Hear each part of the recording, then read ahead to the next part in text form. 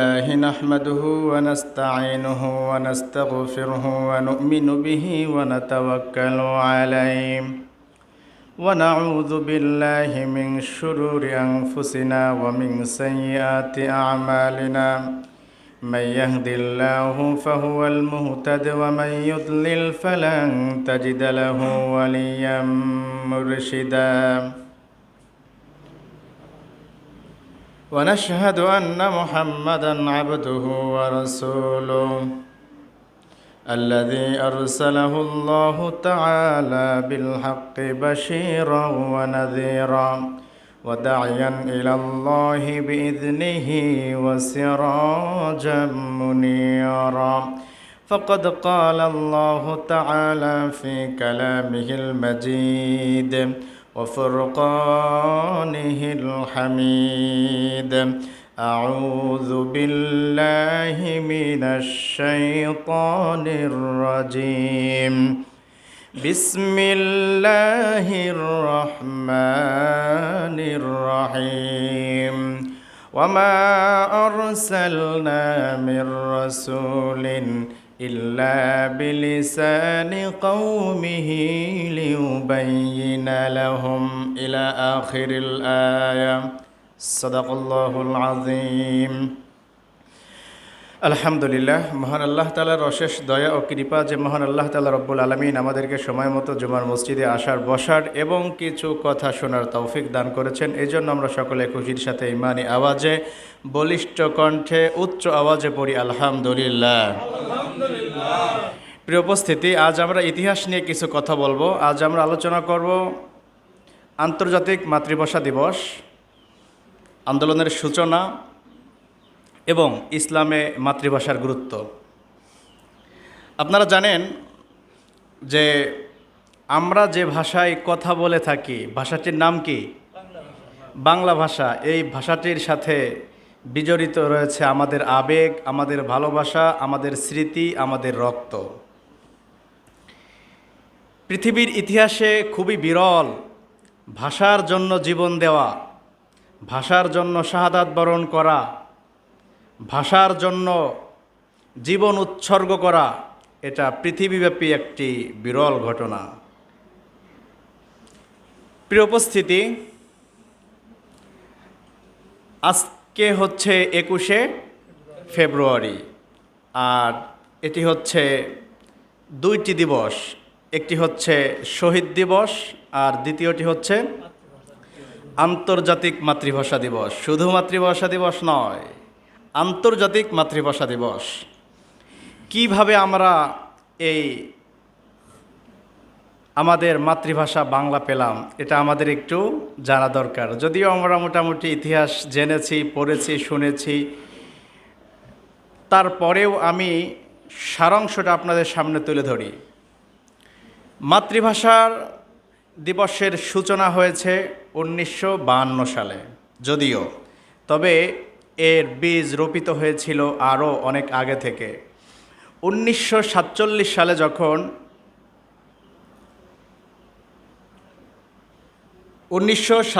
সালে যখন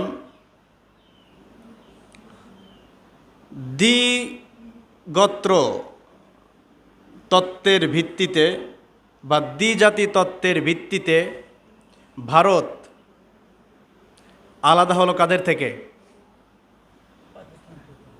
পাকিস্তান থেকে,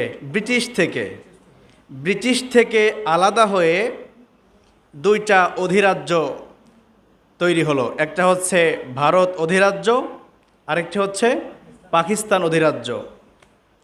তো পাকিস্তানের বৃহৎ দুইটি অংশ ছিল, একটির নাম ছিল পশ্চিম বাংলা, অপরটির নাম ছিল পূর্ব বাংলা। যদিও সেটি 1955 সালে গিয়ে পূর্ব পাকিস্তান এবং পশ্চিম পাকিস্তান নামে নামকরণ করা হয়। তো 1948 সালে যখন মোহাম্মদ আলী জিন্নাহ পাকিস্তান অধিরাজ্যের সরকার, সে ঘোষণা করে যে পাকিস্তান অধিরাজ্যের মাতৃভাষা হবে একমাত্র উর্দু। পাকিস্তানের এই পূর্ব পাকিস্তান এবং পশ্চিম পাকিস্তানের প্রায় 2000 কিলোমিটার ব্যবধানে অবস্থিত দুই বাংলার মধ্যে এত দূরত্বের কারণে তাদের মধ্যে ভৌগোলিক, সাংস্কৃতিক, সামাজিক এবং ভাষাগত মৌলিক বেশ কিছু পার্থক্য ছিল। তো আমরা পূর্ব থেকেই বাংলায় কথা বলে এসেছি। ঠিক ইতিমধ্যে যখন আমাদের উপর রাষ্ট্রীয় ভাষা উর্দু চাপিয়ে দেওয়া হলো, তখন পূর্ব পাকিস্তানে অবস্থানরত লক্ষ লক্ষ বাংলাভাষী মানুষের মাঝে একটি বিরূপ প্রতিক্রিয়া এবং গভীর ক্ষোভ জন্ম নিল এবং তারই ফলশ্রুতিতে তারা আন্দোলন শুরু করলো। কিন্তু মোহাম্মদ আলী জিন্নাহ সেই আন্দোলনকে দমন করার জন্য পুলিশ সেদিন 144 ধারা জারি করল। ঢাকা শহরে সব ধরনের মিছিল, মিটিং, সমাবেশ সব কিছু অন্যায় এবং বেআইনি ঘোষণা করা হলো। এরই ধারাবাহিকতায় 1952 সালে 21শে ফেব্রুয়ারিতে ঢাকা বিশ্ববিদ্যালয়ের বহু সংখ্যক শিক্ষার্থী এবং প্রগতিশীল রাজনৈতিক বিভিন্ন দলের কর্মীরা সেদিন 144 ধারাকে অমান্য করে রাজপথে নেমে এসেছিল এবং তারা স্লোগান দিয়েছিল, রাষ্ট্রীয় ভাষা বাংলা চাই সহ বিভিন্ন স্লোগানে মুখরিত ছিল সেদিন ঢাকা শহর। এই মিছিলটি যখন ঢাকা মেডিকেল কলেজের সামনে গিয়ে পৌঁছল, তখন পুলিশ 144 ধারা অমান্য করার অজুহাতে তাদের উপর নির্বিচারে গুলি চালায় এবং তাদের উপর পাশবিক নির্যাতন চালায়। পুলিশের এই নির্মম অত্যাচার এবং গুলিতে সেদিন শাহাদাত বরণ করেছিল জব্বার, শফিক এবং বরকত। যখন তারা পুলিশের গুলিতে শাহাদাত বরণ করল, তখন পূর্ব বাংলার বাংলাভাষী সকল মানুষের মধ্যে একটি শোক এবং ক্ষোভ জন্ম নিল। তারা 22 তারিখে আবার রাজপথে নেমে আসলো। 22 তারিখে যখন তারা রাজপথে নেমে আসলো, সেদিনও পুলিশ তাদের উপরে তুমুলভাবে গুলি বর্ষণ করলো। সেদিন আবার নিহত হলো শফিক এবং সালাম এবং রিক্সা চালক আউয়াল এবং ছোট্ট কিশোর অলিউল্লাহ সহ আরও অনেকেই। সেদিন প্রায় 17 জন শিক্ষার্থী ঢাকা মেডিকেল কলেজের সামনে রক্তাক্ত হয়ে আহত হয়েছিল। এরপরে পুলিশের এই ধারাবাহিক নির্মম অত্যাচারের কারণে পুরা বাংলার মধ্যে পুলিশের উপর একটি ক্ষোভ এবং মোহাম্মদ আলী জিন্নাহর উপর একটি বিশদ ঘৃণা সৃষ্টি হলো। 23শে ফেব্রুয়ারিতে সেদিন সাংবাদিক, সাহিত্যিক, কবি, পেশাজীবী সহ নানা পেশার লোকেরা সেদিন রাজপথে নেমেছিল। আপনারা জানেন, পশ্চিম বাংলার উপর এই অত্যাচারের কারণে সেদিন মুসলিম লীগ নামে এই দলটি মোহাম্মদ আলী জিন্নাহর উপর অত্যন্ত ঘৃণা ভরে সেদিন তারা সংসদীয় দল থেকে পদত্যাগ করেছিলেন। এটা বন্ধ করো তো। প্রিয় উপস্থিতি, এরপরে মোহাম্মদ আলী জিন্নাহ এই আন্দোলনের তোপের মুখে পড়ে সেদিন নতি স্বীকার করতে বাধ্য হয়েছিল। আপনারা জানেন 23শে ফেব্রুয়ারিতে ঢাকা মেডিকেল কলেজের হোস্টেল প্রাঙ্গণে রাতারাত সেদিন শহীদ মিনার গড়ে উঠেছিল। সুবহানাল্লাহ। 24 তারিখে শফিউর রহমানের বাবা শহীদ মিনার উদ্বোধন করেছিলেন এবং 26 তারিখে আনুষ্ঠানিকভাবে এই শহীদ মিনার সেদিন উদ্বোধন হয়েছিল। মোহাম্মদ আলী জিন্না নতি স্বীকার করে সর্বশেষ 1954 সালে 7 জুন ঘোষণা করতে বাধ্য হয়েছিল যে পাকিস্তানের রাষ্ট্রভাষা উর্দু এবং বাংলা। তখন উভয় ভাষাকে সেদিন সমমর্যাদা দেওয়া হয়েছিল, উভয় ভাষাকে সেদিন সম গুরুত্বারোপ করা হয়েছিল। প্রিয় উপস্থিতি, এরপরে 1956 সালে সর্বপ্রথম যখন পাকিস্তানের সংবিধান তৈরি করা হয়, 214 নং অনুচ্ছেদে ঘোষণা করা হয়েছিল পাকিস্তানের রাষ্ট্রীয় ভাষা উর্দু এবং বাংলা। এবং আলহামদুলিল্লাহ তারই ধারাবাহিকতায় যখন আন্দোলন অব্যাহত ছিল এবং 1971 সালে বাংলাদেশ স্বাধীন হওয়ার পর বাংলাদেশের রাষ্ট্রীয় একমাত্র ভাষা করা হলো কোন ভাষাকে? বাংলা ভাষাকে। তাহলে আমরা লম্বা একটা ইতিহাসের মধ্য দিয়ে আমরা রক্ত দিয়ে পেয়েছি আমাদের মাতৃভাষা বাংলা। তো ভাষাটা হচ্ছে বাংলা, দিবসটাও হচ্ছে মাতৃভাষা বাংলা, কিন্তু সেটাও তো আমরা পালন করি ইংরেজি দিনের সাথে।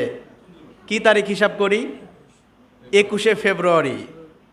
আন্দোলনটা হয়েছিল 1358 সালের 8ই ফাল্গুন, কিন্তু এটা তো আমাদের জানাই নাই। 8ই ফাল্গুন তো আমরা চিনিই না। আমরা দিবস পালন করি আন্তর্জাতিক মাতৃভাষা দিবস, সেটাও আবার পালন করি ইংরেজি তারিখ দিয়ে। এটা কিন্তু একটা মাতৃভাষা, এটা কিন্তু আমাদের একটি আন্তর্জাতিক দিবস।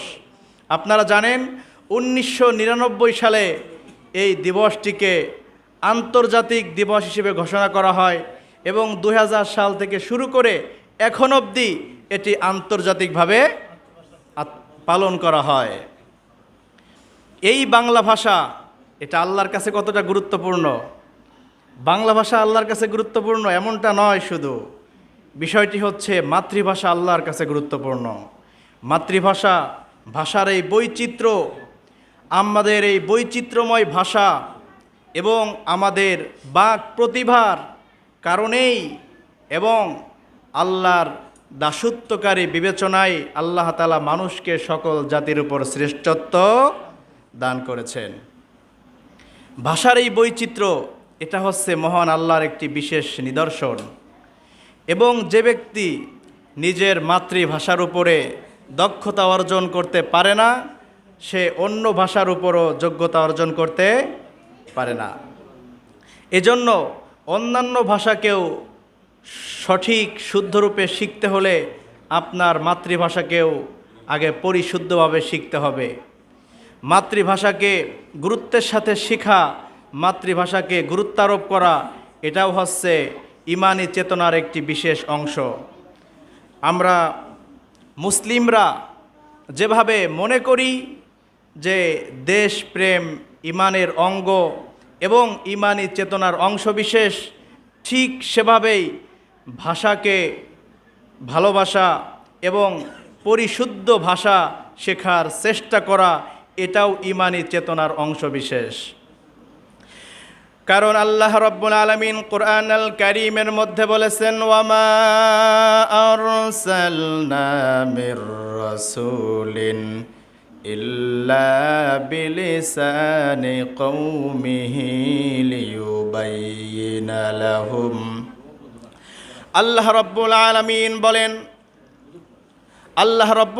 বলেন পৃথিবীতে তিনি যত নবী প্রেরণ করেছেন, যত রসুল তিনি প্রেরণ করেছেন, প্রত্যেক নবীকে, প্রত্যেক রসুলকে স্বজাতীয় ভাষায় প্রেরণ করেছেন। সুবহানাল্লাহ পড়েন।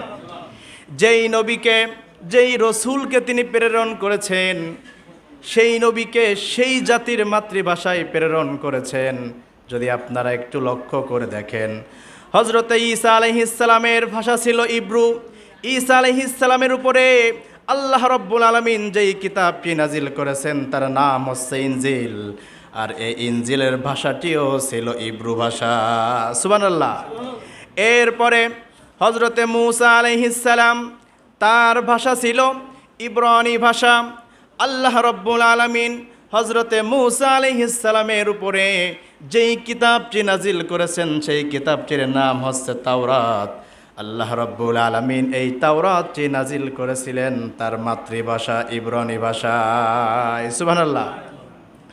এরপরে জলিলুল কদর চারজন নবীর মধ্যে তৃতীয় পয়গম্বর হচ্ছেন হজরতে দাউদ আলাইহিস সালাম। দাউদ আলাইহিস সালামের উপরে আল্লাহ রব্বুল আলামিন জাবুর নাজিল করলেন।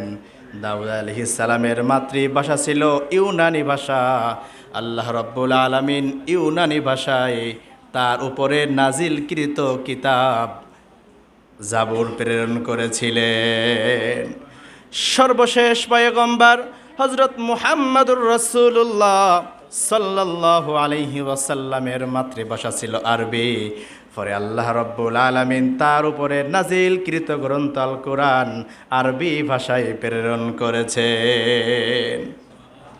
যদি আল্লাহ রব্বুল আলামিন প্রত্যেক নবীকে তার স্বজাতির ভাষায় প্রেরণ না করতেন আর স্বজাতির ভাষায় গ্রন্থ না পাঠাতেন, তাহলে দেখা যেত ওই ভাষা অধ্যয়ন করা এবং ওই কিতাবটি বোঝা অনেক কঠিন হয়ে যেত।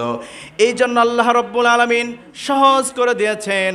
আল্লাহ রব্বুল আলামিন বিশেষ নিয়ামত হিসেবে প্রত্যেক নবীকে তার স্বজাতির ভাষায় তার কিতাবটিকে প্রেরণ করেছেন।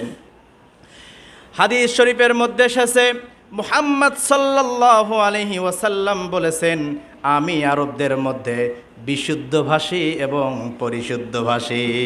সুবহানাল্লাহ পড়েন। বিশ্বনবী তার মাতৃভাষাকে এতটা গুরুত্বের সাথে শিখেছেন, নবীজি বলেছেন আমি আরবের মধ্যে সব থেকে বিশুদ্ধভাষী। কোনো ভাষা কোনো ধর্মের সাথে সম্পৃক্ত নেই এরকম বলার কোনো সুযোগ নেই। বাংলা হচ্ছে হিন্দুদের ভাষা অথবা হিন্দি হচ্ছে হিন্দুর ভাষা। এরপরে উর্দু হচ্ছে কেবলমাত্র পাকিস্তানিদের ভাষা, আরবি হচ্ছে মুসলমানদের ভাষা, ইংলিশ হচ্ছে খ্রিস্টানদের ভাষা। কোনো ভাষাকে আল্লাহ রব্বুল আলামিন কোনো ধর্মের সাথে সম্পৃক্ত করে দেন নাই। আর কোনো ধর্মের আর কোনো ভাষার কারণে কোনো ব্যক্তিকে আল্লাহ রব্বুল আলামিন শ্রেষ্ঠত্ব দান করেন নাই। এই জন্য বিশ্ব নবী বিদায় হজের ভাষণে বলেছিলেন, সাদা ব্যক্তিকে কালো ব্যক্তির উপরে কোনো ধরনের প্রাধান্য দেওয়া হবে না এবং আরবিকে অনারবির উপরে কোনো ধরনের প্রাধান্য দেওয়া হবে না। আরবি ভাষায় কথা বলে, তার মাতৃভাষা হচ্ছে আরবি, সে আরবিকে অধ্যয়ন করেছে, এই জন্য সে অন্য কোনো ভাষীর উপরে প্রাধান্য পাবে বিষয়টি এমন নয়। বরং যে ব্যক্তিকে আল্লাহ রব্বুল আলামিন যেই ভাষায় প্রেরণ করেছেন, যার মাতৃভাষা যেটাই রয়েছে, সে তার মাতৃভাষায় আল্লাহ রব্বুল আলামিনকে ডাকবেন আর আল্লাহ রব্বুল আলামিন তার ডাকের সাড়া দিবেন। সুবহানাল্লাহ পড়েন। এই জন্য ভাষার বৈচিত্র্য, বাক প্রতিভা, এটা আল্লাহ রব্বুল আলামিনের বিশেষ নিয়ামত এবং তার কুদরতের নিদর্শন। এই জন্য রব্বুল আলামিন বলেছেন, ওয়ামিন আয়াতিহি খালকুস সামাওয়াতি ওয়াল আরদি ওয়াখতিলাফু আলসিনাতিকুম ওয়া আলওয়ানিকুম।